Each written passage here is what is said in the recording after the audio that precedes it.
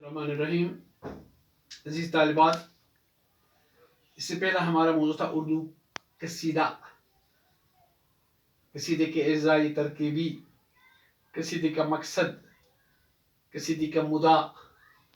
تو آج ہمارا جو موضوع ہے وہ ہے قصیدے کی ابتدا و ارتقاء.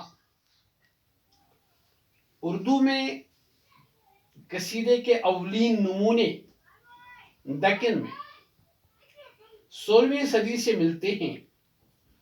اردو میں قصیدہ نگاری کی شروعات قلعہ قطب شاہ سے ہوئی. باغی محمد شاہی اور بسنت ان کے مشہور قصیدے ہیں. اس دور کے شعراء میں گواسی کا نام بھی قابل ذکر ہے. انہوں نے باقاعدہ طور پر درباری قصیدے لکھے.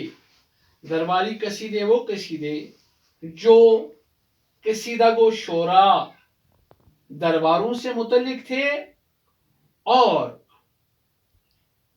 بادشاہوں کی تاریخ میں وہ قصائد لکھے جاتے تھے اور ان میں انعام اور اکرام کی مانگ کی جاتی تھی.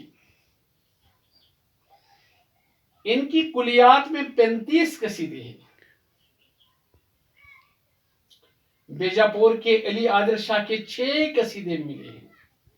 ان میں 2 قصیدے سے وصفیہ اور 4 مذہبی ہیں. اس دور میں نصرتی نے بھی قصیدے لکھے.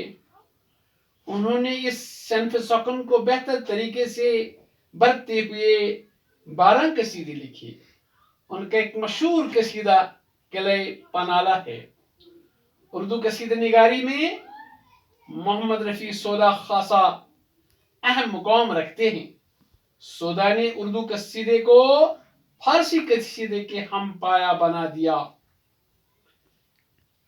حمد، نعت، منقبت، مدح، ہجو، چنانچہ ہر موضوع بتبع آزمائی کی ہے. سودا کے بعد ذوق نے اس فن میں نام پیدا کیا اور قصیدے کے استاد مانے گئے. ذوق نے تخیل کی آمیزش سے قصیدے کے حسن کو نکھار کر اردو قصیدے کو جلا بخشی. مرزا غالب نے 4 قصیدے بہادر شاہ ظفر کی شان میں لکھ کر اردو شاعری میں امتیازی حیثیت حاصل کی. غالب کے بعد قصیدے میں مومن کا نام قابل ذکر ہے. امیر مینائی، منیر شکوہ آبادی، جلال لکھنوی نے اردو قصیدے کا خاصا کام کیا.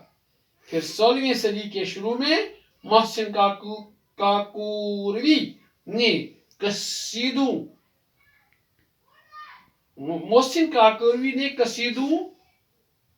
کے میدان میں نئے طرح کے جوہر دکھائی. اس طرح اردو ادب میں قصیدے کی جو تاریخ ہے آگے بڑھتی گئی.